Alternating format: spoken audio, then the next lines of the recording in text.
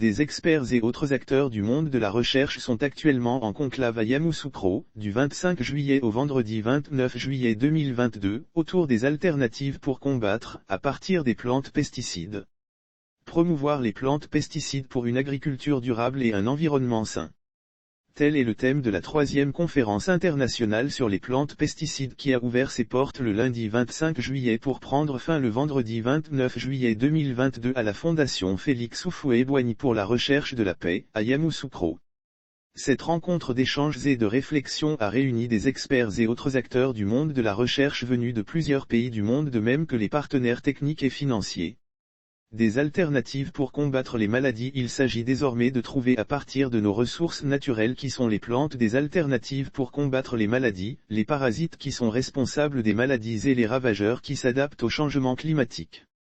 Cette synergie d'action permettra entre autres de prendre la pleine mesure de l'impact des pesticides de synthèse sur l'environnement et la santé. À travers cette rencontre, c'est d'offrir aux acteurs du monde de la recherche un cadre d'échanges et de réflexion sur les avancées des travaux relatifs aux plantes pesticides. Bellosier, président de l'université Félix Houphouët-Boigny d'Abidjan, a salué à juste titre l'ouverture du dialogue inclusif entre les structures de recherche, les industries phytosanitaires, les organisations professionnelles agricoles, les ONG et les structures publiques dans le cadre de cette conférence internationale.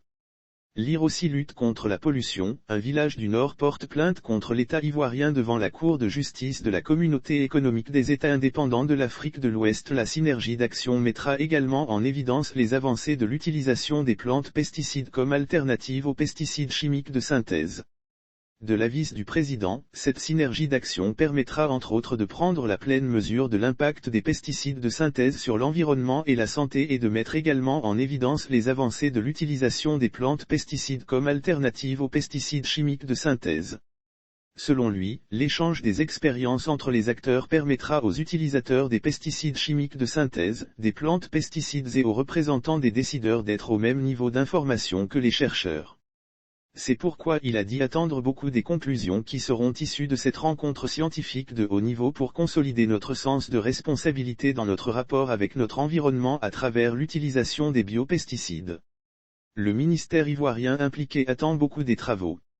Lire aussi l'utilisation des pesticides, une loi de répression des infractions bientôt en vigueur en Côte d'Ivoire selon Ouattara Djakalia, directeur de cabinet adjoint, représentant le ministre de l'Enseignement supérieur et de la Recherche scientifique. Il s'agit aujourd'hui de tirer le meilleur parti de nos terres avec les engrais et les produits phytosanitaires ou pesticides, au regard de l'amenuisement des terres cultivables. Ces produits seraient également à l'origine de pollution de l'environnement et de nombreuses maladies humaines. C'est pourquoi, dira-t-il, le ministre salue cette conférence.